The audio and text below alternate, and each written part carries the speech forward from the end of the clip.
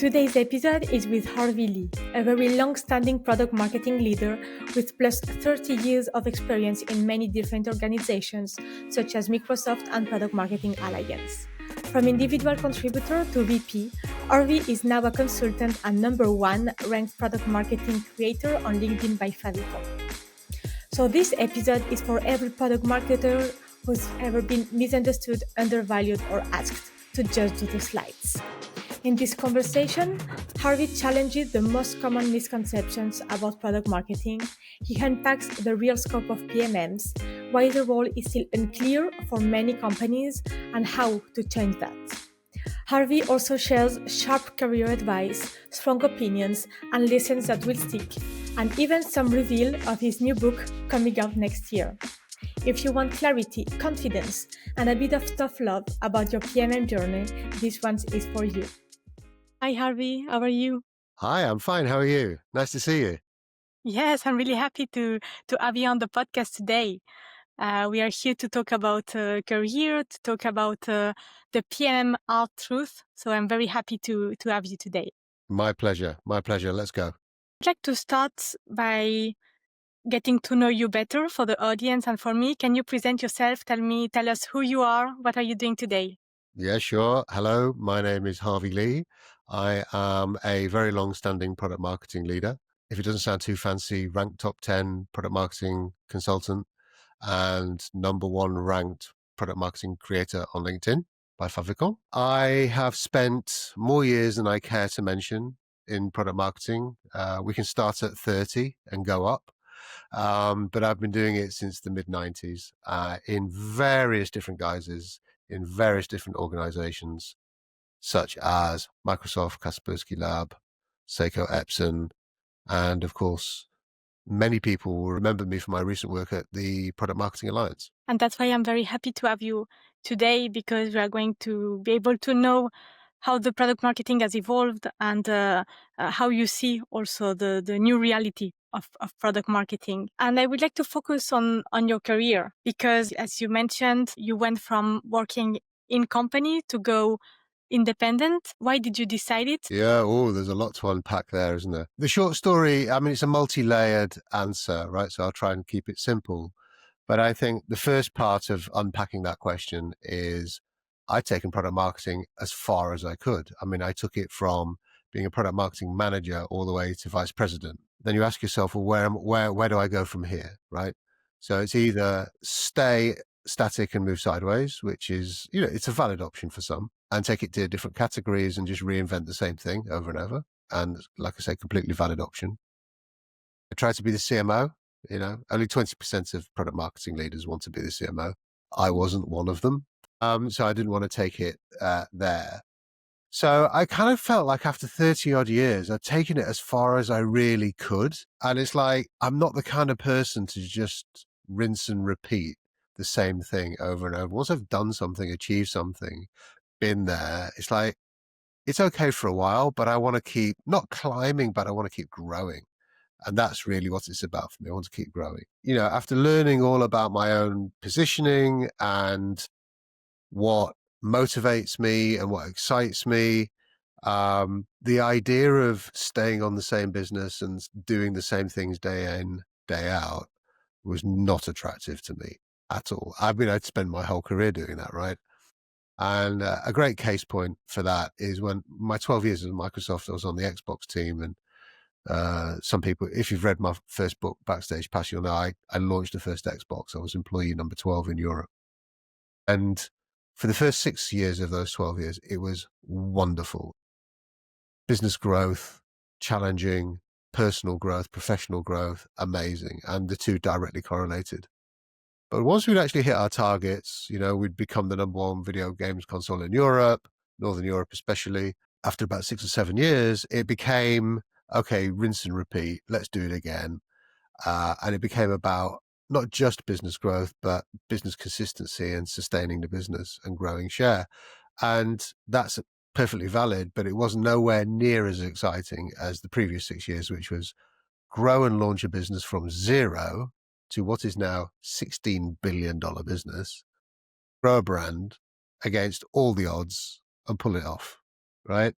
And it's like, those are the kind of challenges that I like to be involved with, and I like to lead, and I like to be, challenged by. Turning up and wondering what the category management looks like for the holiday season is a perfectly valid challenge, but it's not big enough for me. Funnily enough, it's not big enough for me. It's almost like the bigger the challenge, the more I get excited about it. The more complicated it is, the more I can get my head wrapped around it, because one of my skills is being able to simplify complexity. And so the next 6 years were about asking myself all the questions. It was like, well, okay, well, we reached our objective. Now what? And the company was like, profit, profit, profit, profit, profit. And I was just like, stagnant, stagnant, stagnant. I'm not growing. I'm not growing. I'm not growing. And I tried to get promoted and didn't. And I tried to grow in my role, and I did a bit off and on. But long story short, I just came to the conclusion I just could not grow in that role any longer. And I tried for 6 years extra. So I ended up leaving. And so every role that I ever went to after that, it was like, it's all about personal growth, right? Does the opportunity excite me? So every opportunity I went to, it was like an insurmountable task. Perfect. Right. Let's go. So I'd stay there for a few years, achieve it, move on. But it got to a point where it was just like, okay, this is really tiring. And I started burning out. And then the business growth story started to become a personal story of, I'm burning out. I have new responsibilities. I'm married with children, young kids. I was traveling a lot. This is just before lockdown. And I've been made redundant a couple of times. So that'll be a familiar story for most people listening as well. So I was out of work for twice in 5 years for 6 months at a time. It happens to everyone. I'd not stopped working for 20 years at that point. Literally not had a day off. So it was a huge voyage of discovery. And I came to the conclusion after being made redundant twice, after working in different organizations outside of Microsoft, this was not how I wanted to sort of end my career or finish the next 10 years of my career. It was really about what's going to excite me further, what's going to make me grow further, but also what's the trade-off for my lifestyle going to be, right? So I wanted to be really focused on how can I make my career grow whilst my family's growing up, right? And, traveling as it was at the time, 93,000 miles in economy every year to visit customers wasn't it. So I decided, and it was a gradual process. It was from one redundancy to another. One redundancy, oh, should I go freelance? It was like, maybe, maybe not. And then a role would come up and I'd do the role. And then a few years later, it would happen again. Should I go freelance? And then every time I answered the question, it was like call and response. So that was my call. The response got stronger every single time until the response was overwhelming in 2020. But I already knew the response at the end of 2019. It was like, you have no other option but to do it now.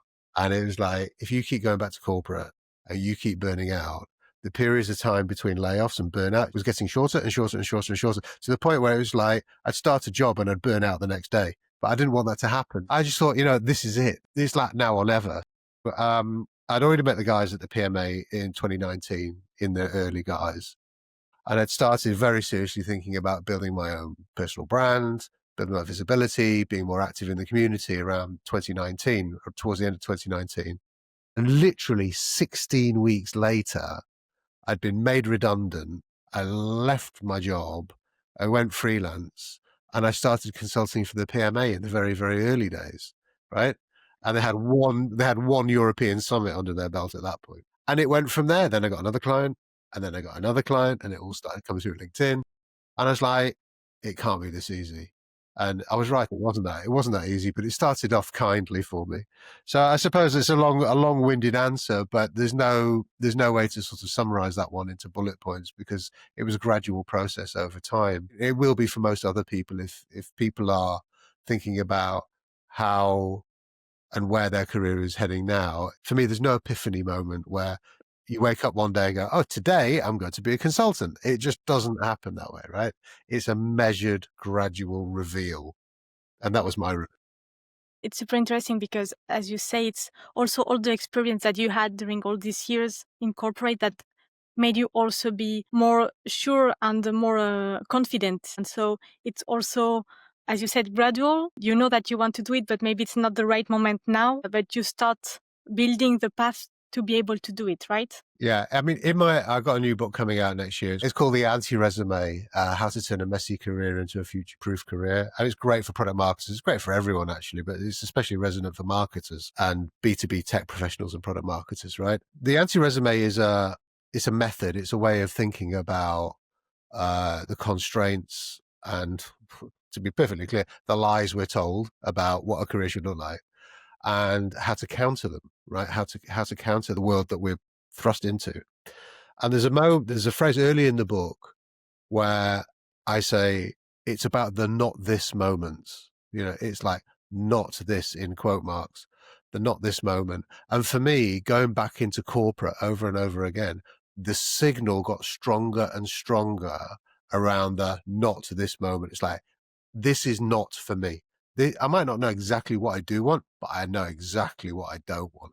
And that is a great place to start.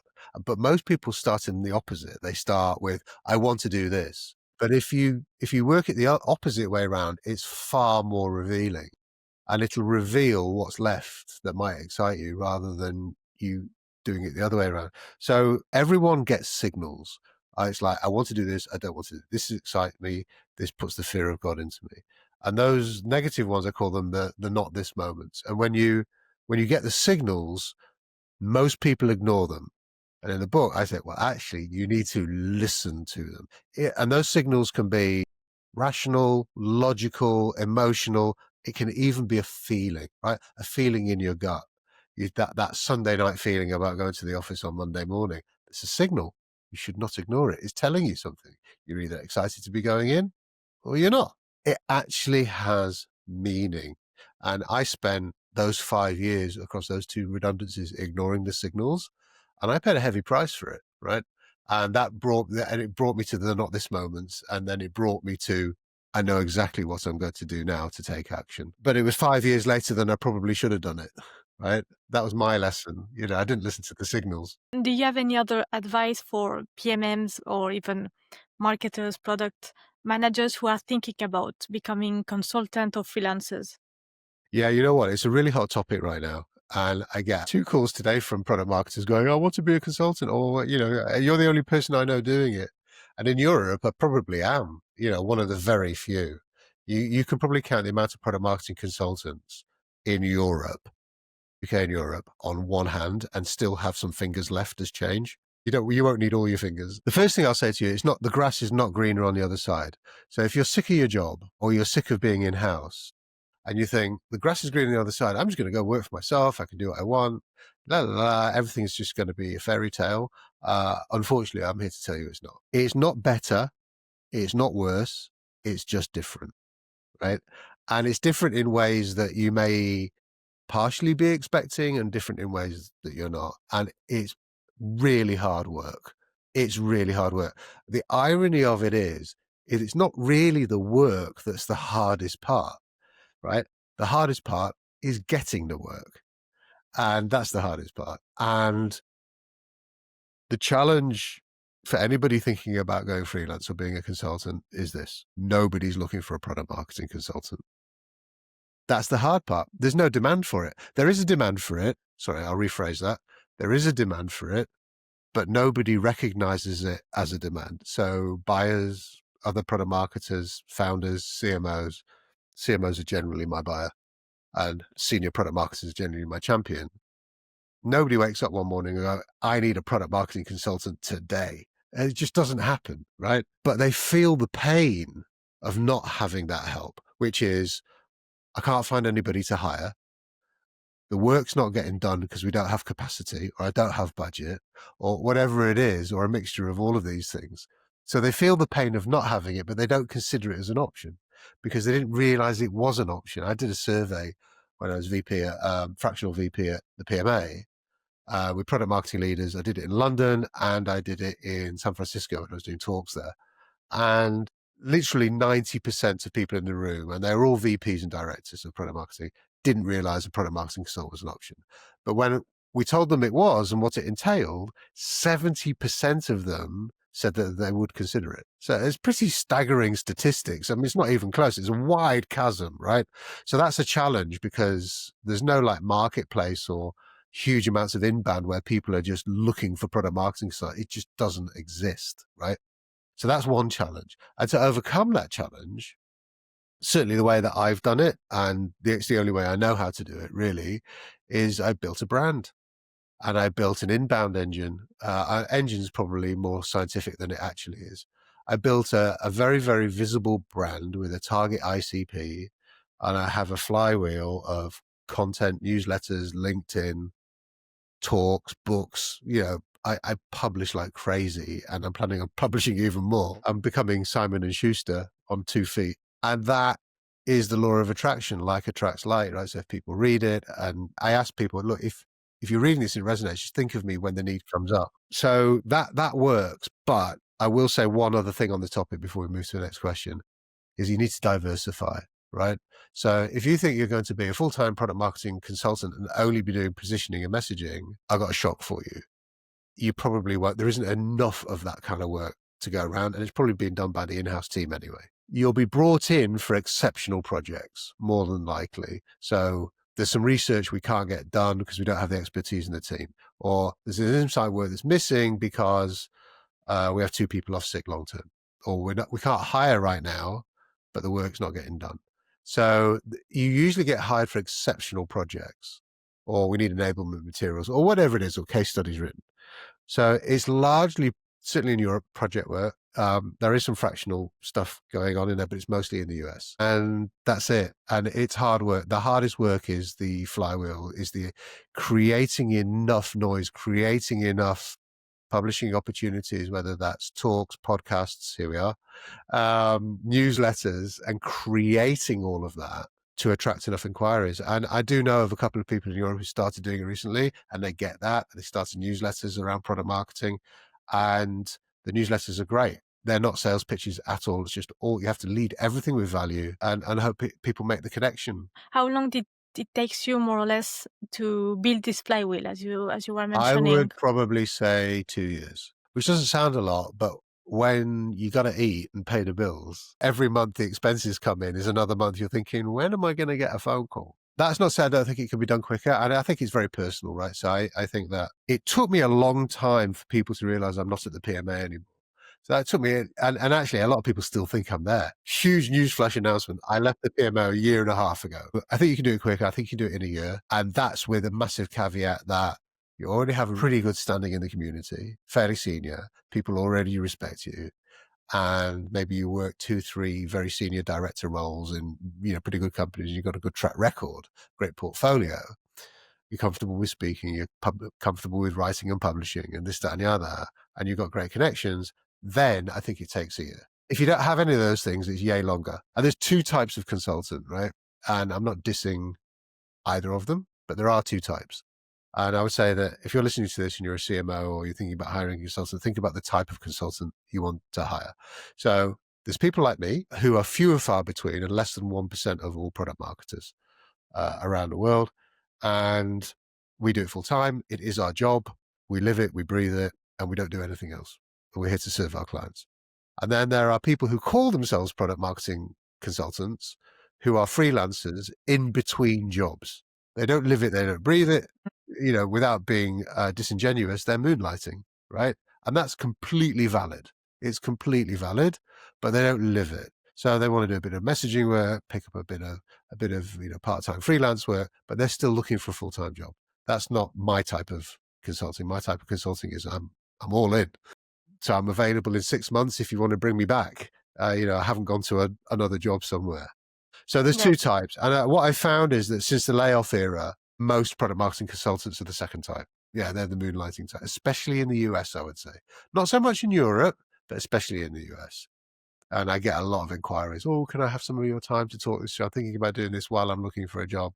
And I give them the same advice, and I'll give them the same advice here. It's like, do one or the other, because you'll do both badly. As everything, we can't target everyone. We have to choose. Absolutely. I would like to deep dive also on a topic that you like a lot, about talking on why product marketing is so misunderstood and what people think about product marketing versus what it is in reality, because there is a lot of misconception even within the product marketing community.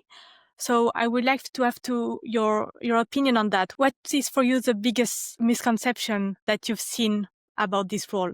Well, I mean, there's so many misconceptions out there. It's just like, oh, we're here to do pretty slides. We're here to tidy up everybody else's garbage. We can do everything and everyone and be everything and everything to everybody. And of course, that's absolutely not true. The reason why product marketing is misunderstood actually is quite straightforward, but people don't think about it in these terms. And that is that in any organization, you have tangible roles, right? Tangible, they feel very real. You can almost touch them. So sales is the most tangible role. The sales team sell and they produce, their outcome is money, right? It's not very hard to understand, right? It's like, I get it. And the leadership gets it. It's like, we have to have a sales team. They do their thing. We get to eat tomorrow and pay the electricity bill, right? It's very, very tangible. Marketing is more or less the same. And product marketing is completely the opposite. It's a bit like, it's closer to brand in terms of perception. And what I mean by that, not in the scope of work, but what I mean is in its intangible perception inside an organization. So brand is a great case in point before we get to us. And that is, nobody understands what brand is in most organizations. It's always fluffy, though. It's a logo or it's a color. And that's true for like 5% of brand work, right? That's just brand assets or brand codes. But brand is, real brand managers and people who really understand brand and how to create and maintain brands and manage brands are brilliant at it. And, there's no better brand manager than a brand manager at P&G or Unilever or any of these huge, enormous corporations where, their brand managers are basically category managers and they live and breathe the brand. And they also do some of the product marketing work within that role as well. A typical kind of quote unquote fluffy brand manager is largely misunderstood, and brand is on the books of any company as an intangible asset because it's hard to measure, right? You see where I'm going with this. So product marketing is also hard to measure, right? But it's even harder than brand. At least there are some methodologies officially to measure the value of brand. However, and there is science behind it. The problem for product marketing is no science behind it that people understand. It's totally intangible, and there's a reason for that. But I'll just give you a friend of mine, Jonathan Memel, has this wonderful musical analogy for it. So if you think about all the roles in a company as a band, as a rock and roll band, right? Sales are the lead singer. Everybody knows who they are, what they do, and what you're going to get. Marketing's the lead guitar player. A lot of people know what they do, have got a pretty decent idea, know what they sound like, know what they look like, maybe not quite so familiar with them, but know that they're essential, right? And then you've got the drummer. The drummer's like customer service or customer success. They keep the beat going, they keep the customers happy. It's just like, just keep the lights on, keep it going, great, fantastic, don't stop. And product marketing are the bass player. Every band needs a bass player. You have no idea who they are, what their name is, what they look like, what they do, what they sound like, but bloody hell, you miss them when they're gone. I love Right. it. I've got to credit Jonathan Maimon for that. He's a great, and he is a bass playing product marketer. So I use that analogy a lot because of my music background, of course, Of as well. course. And of course, the bass player is the ultimate intangible in any band, right? You can change your bass player for every album and nobody would know. You change the lead singer, everybody would know, Of course. right?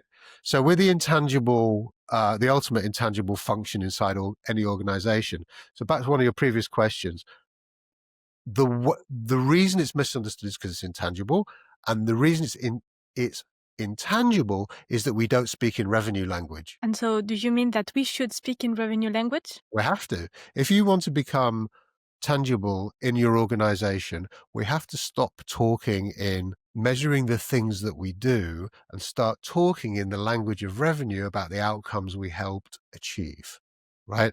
That's the pivot. So it's not, oh, we changed the messaging and people loved it. It's we changed the messaging and here's what the revenue results were, right? And here are the steps that we did to change the messaging. And this is the before, and this was the revenue from, let's say, the conversion rate on a website. And then we changed the messaging, and this is the after, and this is the increase. And we did that. And that's a conversation you can have with the CFO. So when the CFO is thinking about headcount cuts, he thinks, or she thinks, in revenue terms. It's just like, who's the best value to the organization? Who's most tangible? Who can we not live without? And if you're intangible, you're vulnerable because they think you can live without you, right? I'm not saying that's right or not, but that's how people think. So you protect your assets. So your assets are measured in revenue language. So we have to start talking in revenue language. If I was in customer success, I would say in dollars or euros or in pounds, I would say, this is how much money we saved the company from stopping 15 customers churning last quarter. We didn't make $15 million. We saved it. And here's how. If we weren't here, you'd be $15 million less profitable or, on your gross margin. So we have to talk revenue language. And by showing how we got to that revenue is how we start making the intangible tangible. And that is a step towards making product marketing's contribution more understood. Do you have other examples of how we can really show the value in a revenue business term?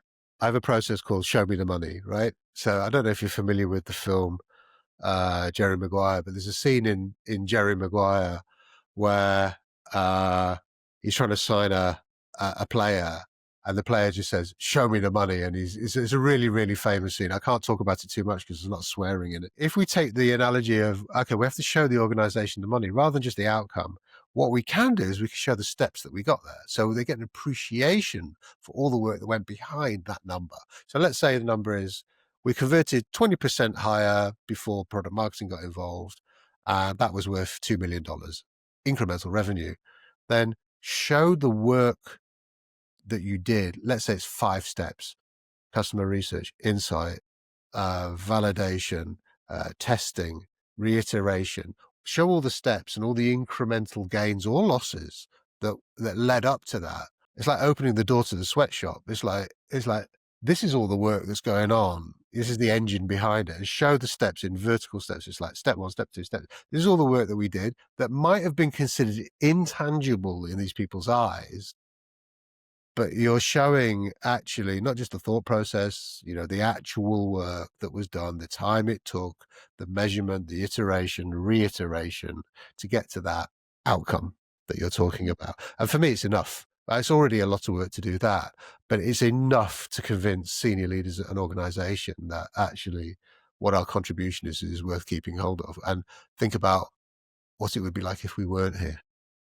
What happens when the bass player stops playing? I like the way you frame it, because I think that when we are product marketers, we do really well the fact of explaining what we are doing and all the stuff that we've done. No one cares. Yeah. Exactly. The second part is missing about how do we link it to the company strategy, company OKRs, company objective revenues. Yeah, exactly.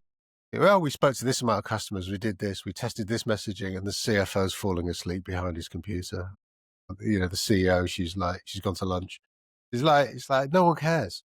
It's like it's just a hard reality. And when 65% of product marketers have been doing the role for less than 3 years, there's a lot to learn. And I don't mean that in a disingenuous way. There's just a lot to learn. So the sooner, whether you've been doing it for 1 year or whether you've been doing it for 10 years, the sooner you start connecting your work to revenue outcomes, the sooner you'll find that's an insurance policy for your job security. Not perfect, but it'll increase it. The sooner the organization will understand your value, and the sooner you'll start being invited to other more exciting projects, right? Hey, we need to get product marketing involved in this project, or we've got this launch that, let's bring Carlos in this, and that will just start happening automatically, whether you stick your hand up for it or not. And that's a great place to be. How do you think the PMM product marketing career is evolving today? You mentioned that 20%, I think, of PMMs want to become a CMO. Only, which means 80% don't. To become a PMM, there is a lot of ways to become a PMM. Yeah, there is. Is there also a lot of different ways to end up? Yeah, there is. I actually think it's diversifying a lot right now. It's not necessarily a bad thing, but I think a lot of product marketers didn't get the memo yet. So here's the memo, right? Old world was, I became a product marketer and I stayed a product marketer, and my title's been product marketing something for however long. That's the old world. That world's dead, right? Or it's dying. And it's not necessarily a bad thing, right? People listening to this is going, what's he doing? He's killing us. I'm not, no, actually, I'm trying to open your eyes to new opportunity, right? Those roles still exist, right? But if you look at segmentation, I run proprietary segmentation data on the total addressable market of product marketers. Nobody else has that data. I'm the only person in the world who does it, right? It's not really growing. So, and what I mean by that is that, everyone's like, oh, it's the hottest role ever. It's been the hottest role ever forever, right? For 30 years, it's been the hottest growing role. It's like, when's it actually going to combust, right? Not quite yet. So prior to just after lockdown, I did the first set of numbers, got 3 years of data. There was 116,000 product marketers in the world. Is that a big number? Well, if you think there's 6 million marketers, that's 2%. It's like, we're nothing really. It's like half the time we spend ourselves talking to ourselves in a paper cup. 2% of all marketers. And all the layoff era happened, right? So a bunch of people got laid off. What happened? Negative 2.6% retraction on total global numbers. But the more interesting story is where it happened, right? So there was a few thousand, single digits, which actually is not as high as people think it is. What happened is product marketing grew in the US by 5%, but it went down 10% everywhere else. So UK lost 10%, France lost 10%, Germany lost 10%, more or less Africa, Southeast Asia.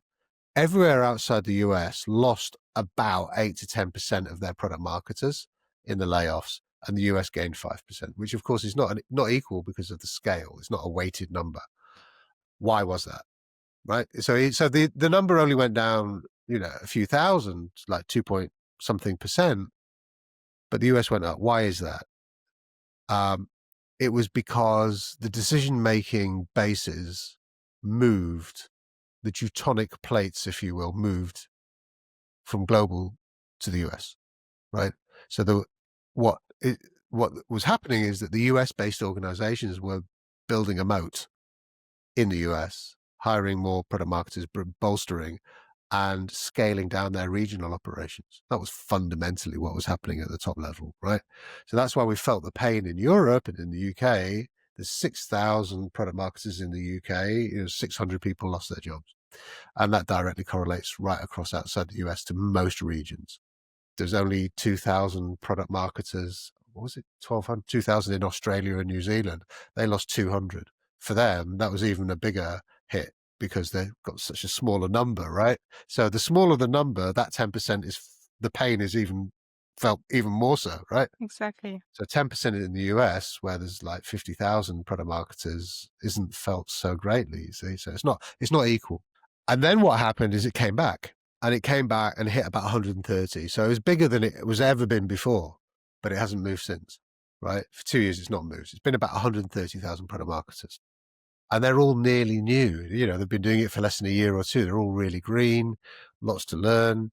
It's exciting, but they're not moving the function forward in terms of seniority, changing perceptions. Yeah, we're not growing at vice president level. We're growing at junior product marketer level, right?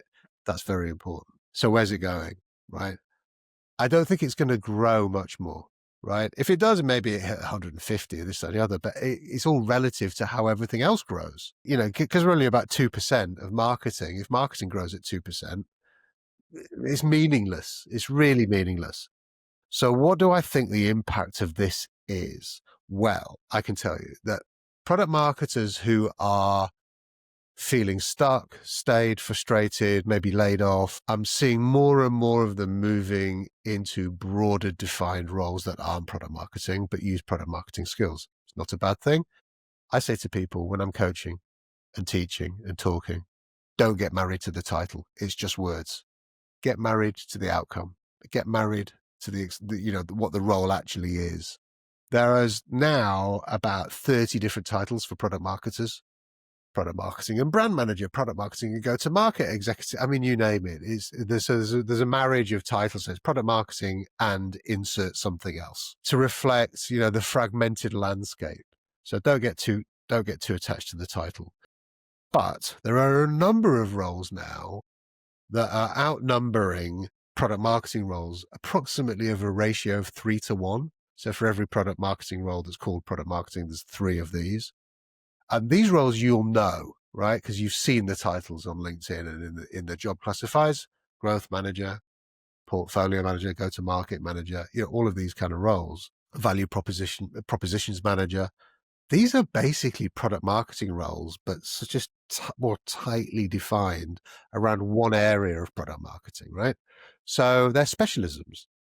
But there's 3 times more of these jobs available than there are actual product marketing title jobs. So I say to people, don't get married on the title, look at the opportunity, right? So if you're struggling within product marketing title roles, because the competition's high, right? Because people look like this, they're just going after the same roles. Think a little bit more broadly and open up the blinkers a little bit and think, okay, well, portfolio, propositions, go to market, growth, whatever it could be, don't discount it. Because the opportunity, there's way more opportunity playing in that field than there is in our field. And our field is not growing.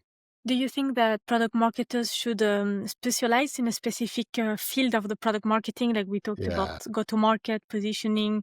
I think that's the $1 million question. I think the short answer to that is it depends. And what it depends on is your experience and tenure, right? So if you've been doing product marketing for 10 years, you're well established, you've got a really good track record, you've got great connections, then I think probably it is time to specialize, right? And be a specialist generalist, right? So you're able to do all the general stuff, but you can specialize in one specific area. I know some product marketing leaders who are very, very good at that. You know them as well, household names in the product marketing world. And I've done it on the career side, right? So I've specialized on the career side, but I still do product marketing consultancy. I still do all the other stuff too. If you're thinking about specializing and you've been in your role for less than 5 years, I don't think you've earned the right. And I don't mean that in a bad way. It's just like you've just got so much more to learn and achieve before you think about specializing.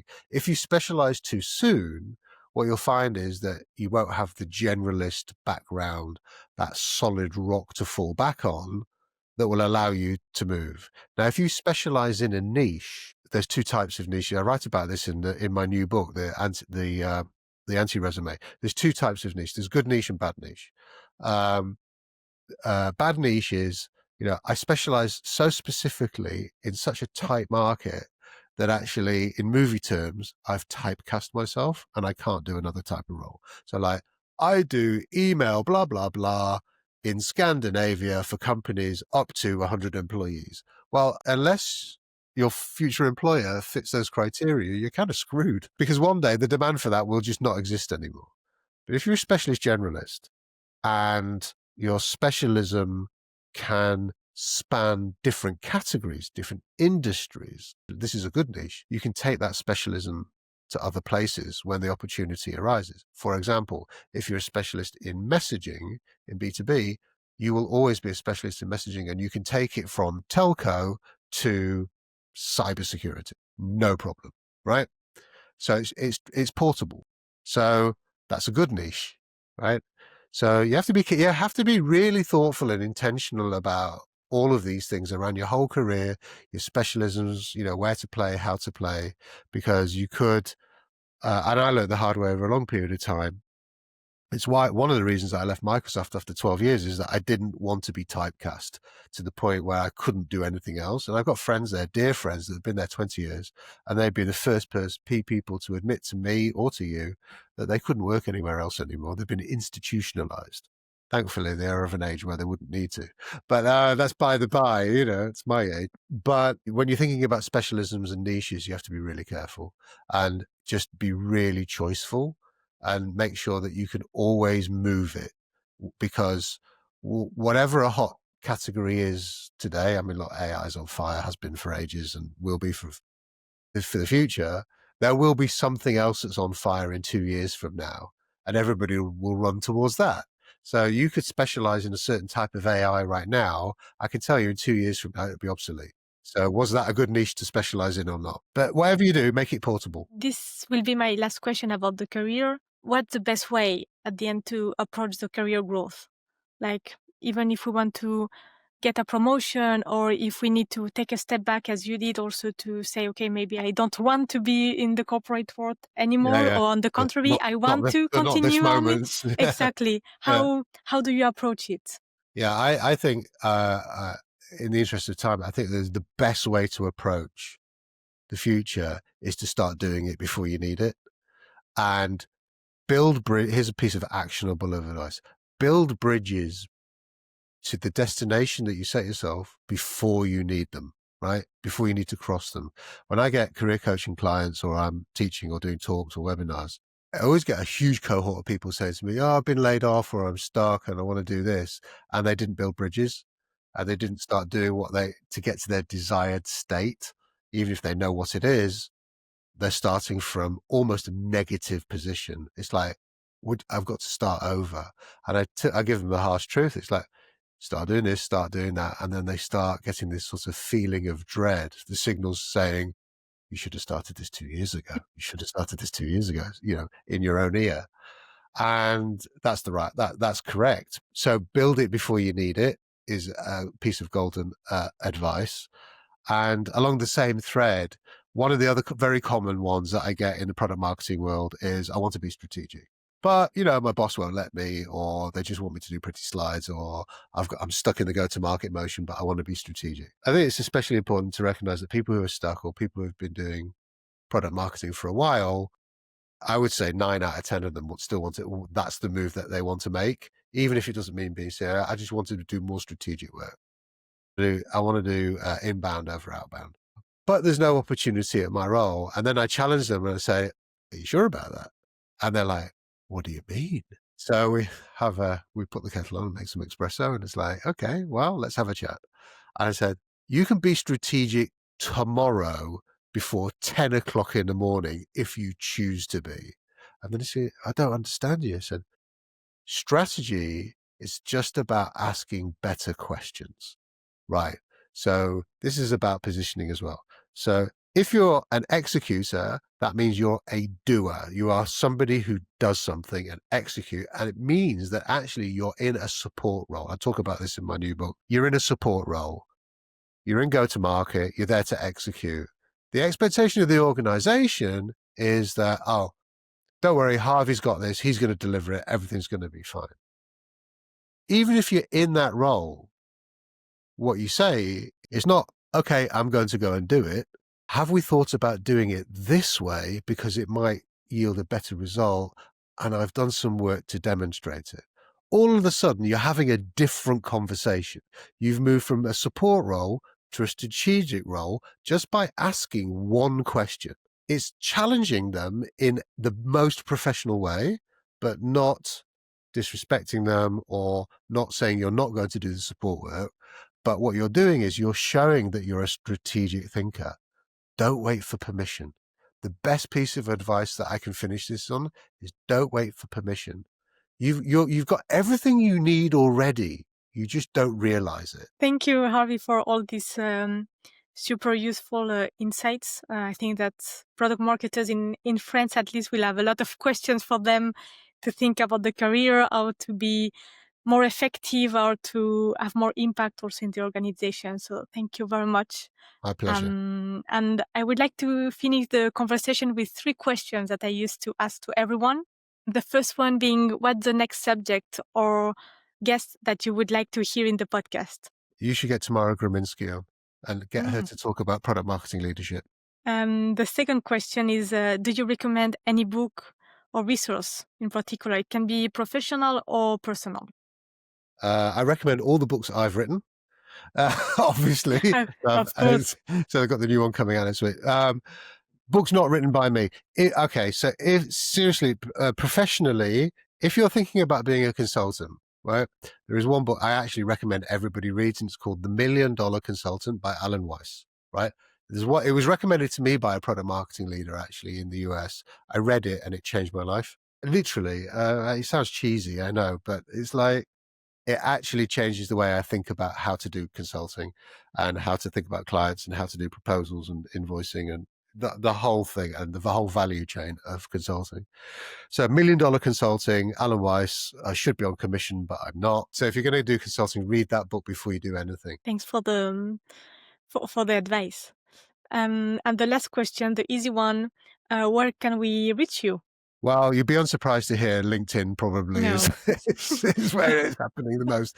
So yeah, come out, meet me on LinkedIn, send me a connection request, tell me that you listen to this podcast. That'd be nice. I'll write back you. And a really good way to carry on learning for free is to sign up for my newsletter, which you can do at my website, harvey-lee.com. And you'll get a free PDF copy of my book and all my infographics and a great product marketing segment report for free just by signing up. I will put all the information in the description of the episode. Super. Thank you. Thank you again, Harvey, for your time, and have a great end of the day. My pleasure. Thank you so much for having me on. Merci d'avoir écouté cet épisode jusqu'au bout. Si l'épisode t'a plu, n'hésite pas à le partager sur LinkedIn en me taguant. Tu peux aussi me soutenir en laissant un avis 5 étoiles sur Apple Podcast et me laisser un commentaire. Ton aide est précieuse pour m'aider à faire connaître Product Marketing Stories et aussi m'encourager à créer davantage de contenu. Alors merci